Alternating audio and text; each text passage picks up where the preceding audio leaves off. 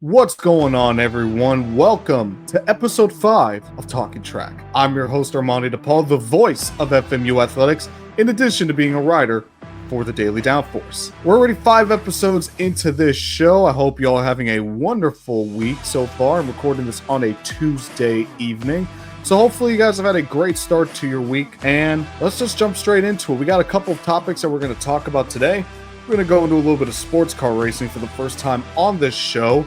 We gave karting its love in the last episode with a fantastic interview from Paul. By the way, if you guys haven't seen that interview, when you're done watching this, go back and watch that episode with Paul. For all you out there, karting enthusiasts, you're going to love that episode. Paul was amazing to have on. It's the first official guest of Talkin Track, and we hope to have him on in the future.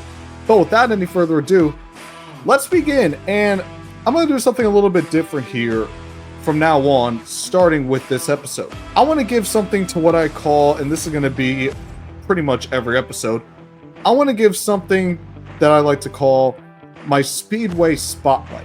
And this is essentially going to be what I'm going to be discussing about for this specific segment or this specific topic. So our first edition of Speedway Spotlights, I'm going to give it to, a little bit of a glitch there, I'm going to give it to sports car racing. And why am I giving it to sports car racing specifically? Well, if you guys don't know, at the time of me recording this, I'm recording this about 2 days after the conclusion of the 24 Hours of Le Mans. If you guys don't know what the 24 Hours of Le Mans is, basically it's the biggest sports car race in the world. And not only that, it's one of the biggest races in the world, just period. And the Triple Crown is the Indianapolis 500, which just took place last May, the Monaco Grand Prix, and or the Formula One Championship. So that's the only one where it's kind of a 2-in-1, where you can win one or you can get the other, and they'll both count regardless. And the final one is the aforementioned 24 Hours of Le Mans. All three provide their own uniqueness to the table, to the Triple Crown. You got the Indianapolis 500, the oldest race in the world. It's been going on for well over 100 years. And it's the only race that's on an oval, because the other two that I'm going to mention are on road courses. The Monaco Grand Prix and or Formula One. Monaco, again, one of the oldest races in the world. I think it's going on since 1930. But one of the most prestigious races in the world. Or you got the Formula One World Championship, which is the only full season championship in the Crown Jewel, or in the Triple Crown. Then you got the 24 Hours of Le Mans, the only sports car race and the only, dare I say, endurance race. Yeah, Indy is 500 miles. Yes, we've seen cars have engine failures and mechanical failures in terms of attrition, but that doesn't even compare to running 24 hours around, I believe the track is 8 miles long. So the 24 Hours of Le Mans was this past weekend, and the Ferrari car ended up winning the race. Now, I'm an Italian myself. I'm half Italian, half Venezuelan, so I will say it was pretty nice to see the Scuderia get it back into victory lane. You know, there's that little bit of a personal enjoyment for me. Because again, I like to see my nationalities in victory lane.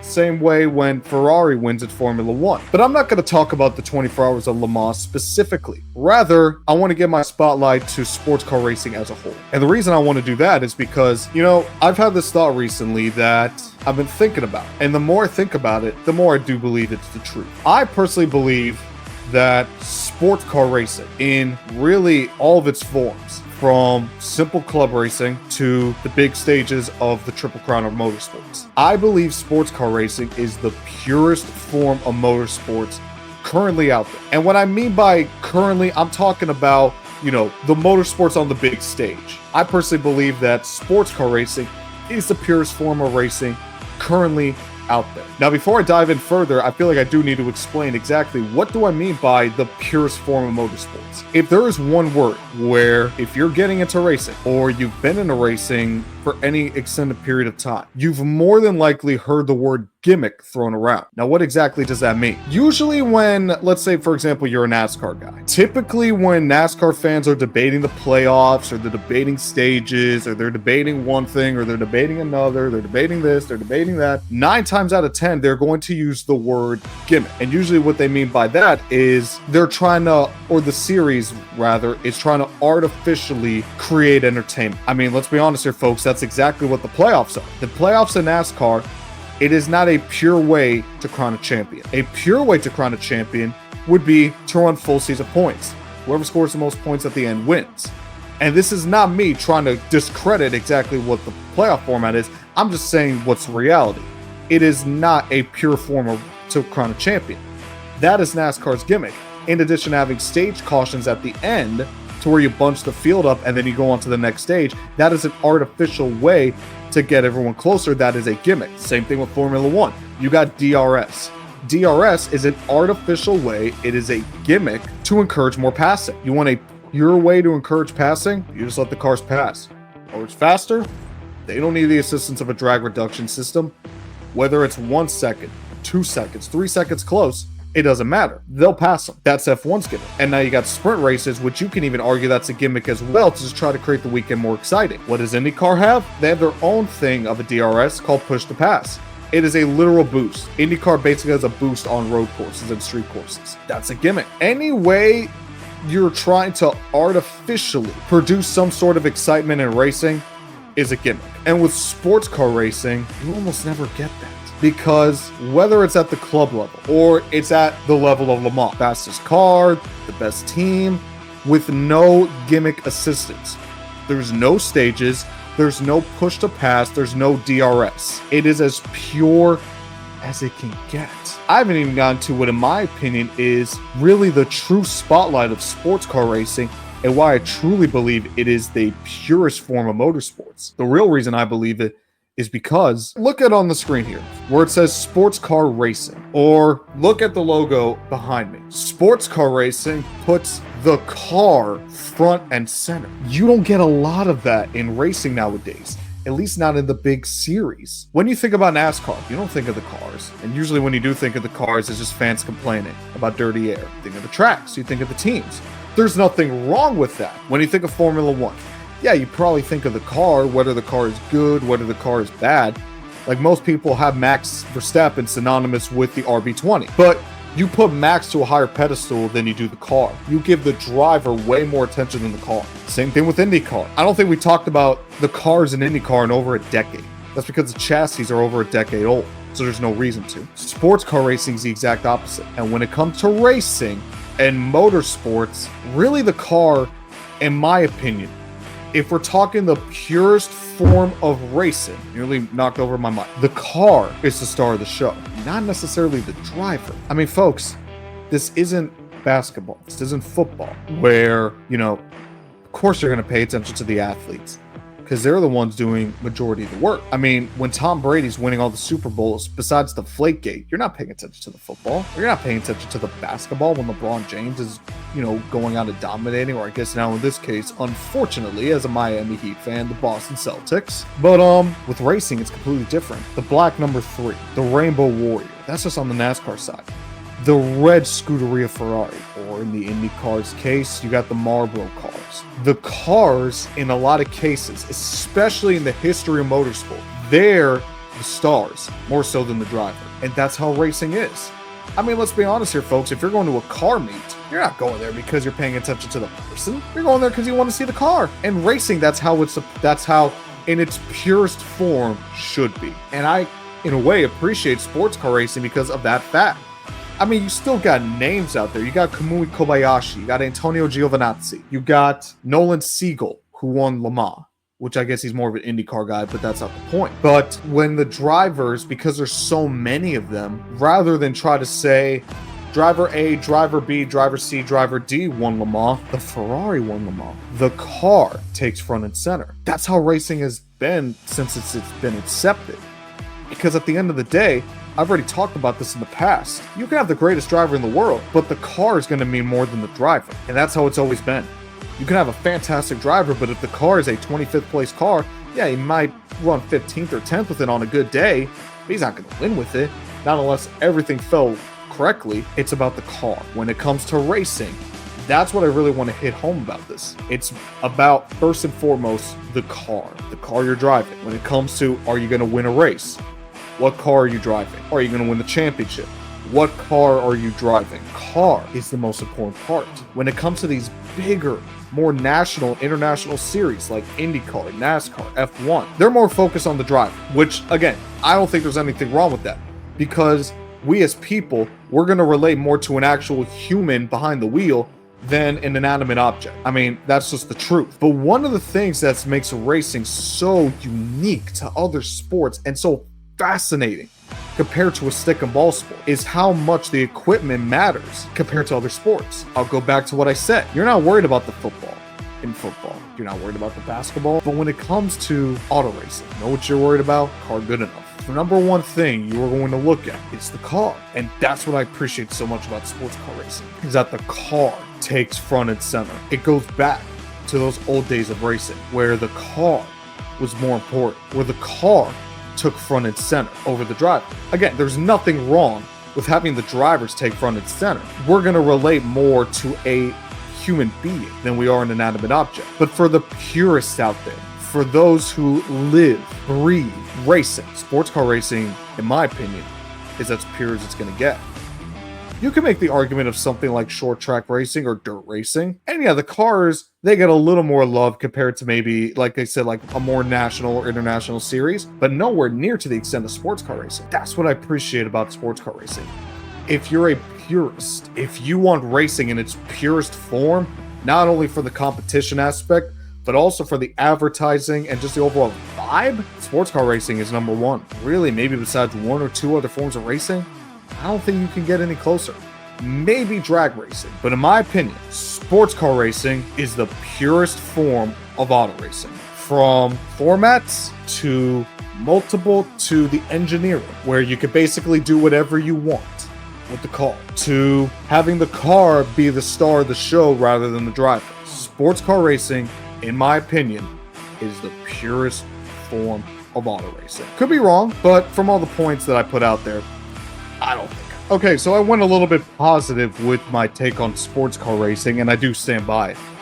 Now we're going to get to another edition of Speedway Spotlight, and that is going to be talking about Alpine F1, which is kind of funny because it's kind of going to tie a little bit into the 24 Hours of Le Mans. So Alpine gets into the 24 Hours of Le Mans, I believe, for the first time in over a decade. Their first entry into the hypercar program, which for those of you who don't know, hypercars are basically the top tier of sports car racing. They're the ones that go for the overall win. And just a few laps in, that Alpine, that, you know, a lot of anticipation going into that race for that car, that team, the livery, beautiful, fantastic. And then it goes up in smoke. Reliability has been plaguing Alpine, not just in the sports car realm, but in F1 as well. So much so that it's gotten to the point where even Alpine themselves are starting to doubt their ability to actually create a good engine, at least on the Formula One side.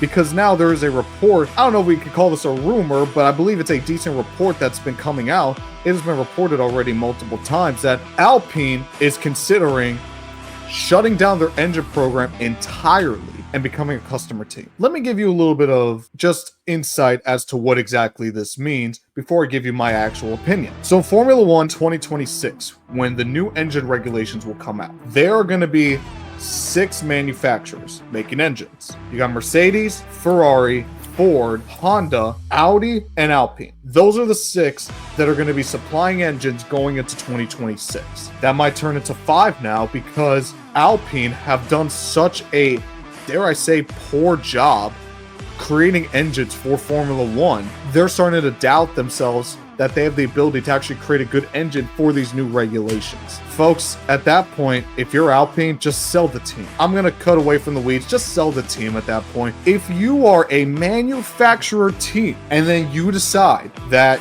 you are not good enough to build your own engines and you are just going to axe that program altogether, still stay on the grid, but just become a customer, folks, do you know how embarrassing that'll be for Alpine going forward? Let's use an analogy. Let's say you're Burger King and you decide that you're not good enough to create burgers anymore. So rather than make your own burgers, you go buy burgers from McDonald's or you go buy burgers from Wendy's and then you sell them there. At that point, just shut down the franchise. And it's the same way with Alpine. This has been a team, folks, this is one of the weirdest teams in Formula One. And I'm struggling trying to figure out exactly what to say because it's been a struggle trying to figure this team out. I mean, back in 2016, when this team was Renault, looked like they were up. You got a manufacturer team with backing from the actual car manufacturer Renault. And the best they can do since 2016 is a 4th place finish in the constructor standings back in 2018 and one win back in 2021. And the only reason they got that win is because both Red Bulls, which were the fastest cars that year, got crashed out, and the second fastest in Mercedes with Lewis Hamilton got held up by Alonso doing the defensive masterclass of the decade. 2018 to 2024 is 8 years, 1 win, the highest points finish. I mean, folks, it got so bad that Red Bull decided to drop them all together, a manufacturer they've been with for over 10 years at that point, to go join up with Honda, which is coming off one of the worst collaborations in F1 history with McLaren. And Red Bull chose them over Renault. And now they're getting to the point where they don't even trust themselves to become suitable manufacturers for engine. Again, that's embarrassing. Imagine this. Imagine that you were so confident that you were going to make your school's football team. You get there, you completely struggle, and then you just decide, you know what? I don't want to be a part of the team I don't want to play anymore. I just want to ride the bench from now on. Wouldn't that be kind of embarrassing? It's like, didn't work, but I still want to cling on to something. That's what it feels like Alpine is trying to do. They're trying to cling on to just something, some answer to stay in the sport. When in reality, all signs are pointing to they should just leave. I mean, folks, they're about to axe their engine program. They're one of the worst teams on the grid right now. They haven't had a long-term team principal in 2 to 3 years. That's like if you were to have a manager of a store constantly change year after year after year after year. There's no synergy. There's no continuity. It's just all dysfunction. That's what Alpine is. But they're just trying to cling on to something. And I've heard an excuse going around where, oh, it's because they got all these investors. You got Travis Kelce invested in the team. You got Ryan Reynolds invested in the team.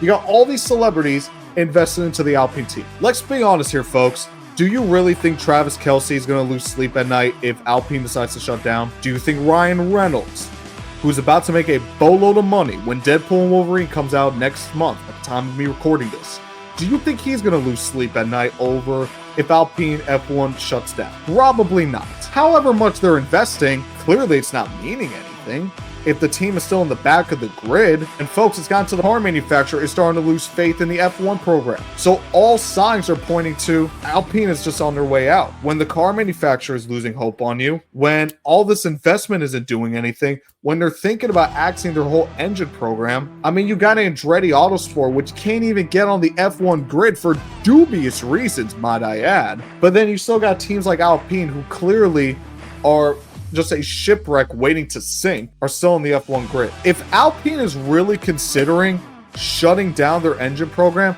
just sell the team. Because again, that would be so embarrassing. This once proud manufacturer that won a couple championships in the early 2000s with Fernando Alonso. And maybe that's what it is. Maybe it's, the heritage of Alpine, maybe, or Renault, just the longevity, the heritage of the team. But folks, you know what the sports world is about? It's not about what you've done for me in the past.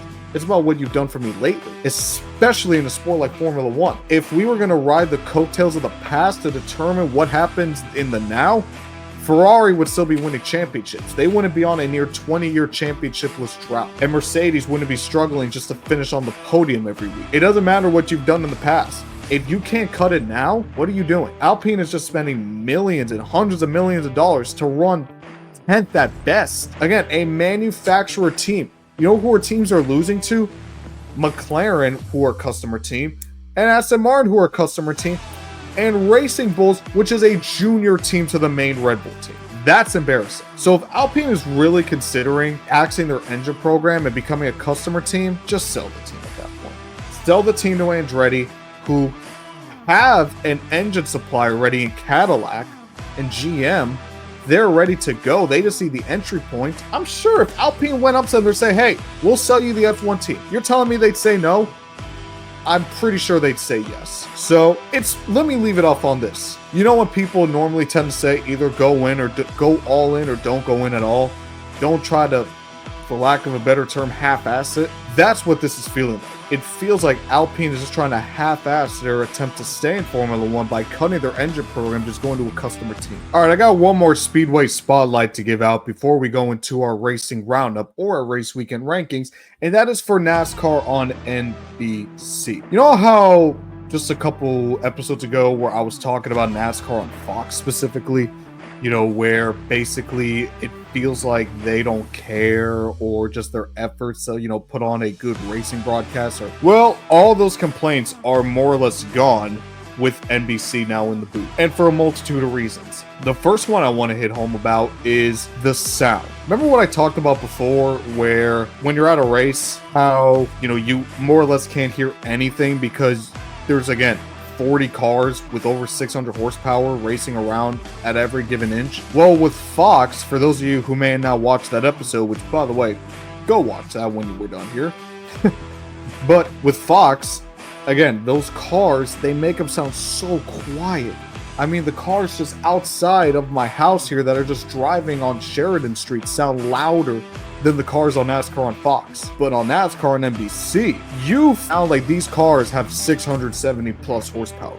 You feel and you hear, you got a sense of how loud these cars can get. When you hear these cars on NASCAR and NBC, you think, okay, these cars got some horsepower. Not on Fox, where the cars sound like they're just driving down the street. And again, in my opinion, when you're trying to create a broadcast, you're trying to make it feel as if the viewer is at the event itself.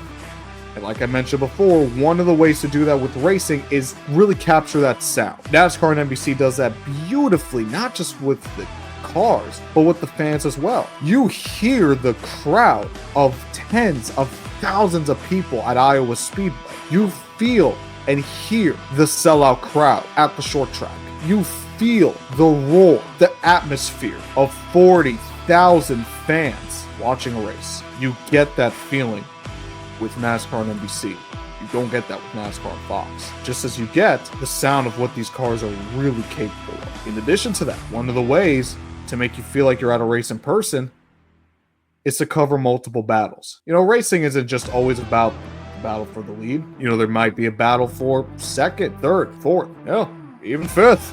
And NASCAR and NBC, what they'll do is they do a fantastic job of showing multiple different battles. They'll have one shot here on the screen, and then another shot on the screen right here on the bottom right, and then another shot here on the bottom left, all showcasing different battles. And they'll be like the battle for seventh, the battle for fourth, the battle for the lead. And as a racing fan, if you go to a track, that's what you're going to do. You're going to pick out the different battles. You know, if the leader's 5 seconds ahead, you're not just going to watch the leader just logging laps. You're going to look at, hey, is that a battle for third place? Let me watch that really quick. You get that with NASCAR and NBC. You don't get a shot to a random fan eating a hot dog in the grandstands when there could be a battle for fifth place that we could be watching that's even more exciting. That's what you get with NASCAR and NBC. And on top of that, just the broadcasters, they bring much more of a serious, like, this race is something you need to pay attention to. Now, I've said before that I don't have a problem with the laid-back approach that NASCAR and Fox has. You know, I kind of like that. You know, one is kind of just, you know, just your, hey, couple guys watching the race in the backyard, having a barbecue. I don't think there's anything wrong with that. But juxtapose that with the seriousness that NBC does, where every little thing matters. The analysis, just the way that the broadcasters articulate and present the message of the race. And it really goes back to how the way they talk. You know, again, I don't think there's anything wrong with the laid-back approach that Clint Boyer and Mike Joy and Kevin Harvick provide. Again, I love Mike Joy. And Mike Joy, he doesn't even have really a laid-back approach. He has a pretty serious approach to it. But, you know, I appreciate when Steve Letarte, Jeff Burton, Rick Allen, when you're hearing them talk, you listen because you feel like what they're talking about is serious information that you need to learn. I mean, with the repave and the tires, especially with a new track to the Cup Series schedule like Iowa, that is more imperative than ever to provide that information and in a serious tone. NBC provides that, something Fox doesn't. And again, I think that's more to the booth, which again, I don't think there's a problem, but that's also another insight as well. Especially when you're getting to the second half of the season where the championship is starting to become on the line, when the playoffs are on the line. you really need to up that serious ante. Fox can kind of get away with that because, you're beginning the season. Everyone is kind of getting into the rhythm of things. We're just kind of in that midway point, just waiting for the end to get there. But once the end is actually there, that's when the seriousness really needs to pick up. It's like you're watching a movie. You have the beginning of the movie, you're just trying to establish everything, establish the vibe, establish the tone. Then, you can kind of relax a little bit. You establish who the main players are, the main antagonists, all that. But then the closer you get to the climax, the more serious it needs to become. And that's with NBC, because they take over in the playoffs and they take over with the championship. They need to be serious. And they do an excellent job of providing. And that's not even including things such as actually using pictures of the drivers and not, colored, cartoons. That's not even, talking about the camera angle, things that I wanted to point out. But again, it's little things that mean so much to a broadcast. Again, broadcasters' main job, not only just for presenting whatever they're broadcasting in the best light possible, but you need to feel like you're at the event. And where Fox has failed at that the past few seasons, NBC has done a splendid job of doing that. Still plenty of races to go. They still got some work that needs to be done. We'll see how the booth changes when Lee Diffie takes over after the Olympics. And now that really changes with Rick Allen coming out and Lee Diffie going in. And we'll see, of course, with Dale Earnhardt Jr., you kind of miss that enthusiasm that Dale Jr. brought in the booth, but I still think they're fantastic. I'm excited for the rest of the season, especially with the playoffs on the line, because I know that there's a broadcast partner that is going to really put forth the effort to treating the sport like it needs to be treated. It has me even more excited for the rest of the season. So shout out to NASCAR and NBC. You get the 3rd edition of Speedway Spotlight. Okay, I know I said that I would give my racing roundup kind of like my race weekend rankings, but there wasn't really much racing this weekend. Yes, you had Le Mans. Yes, you had NASCAR going to Iowa, but really besides those two, I mean, F1 was off, IndyCar was off, not a lot of overall racing.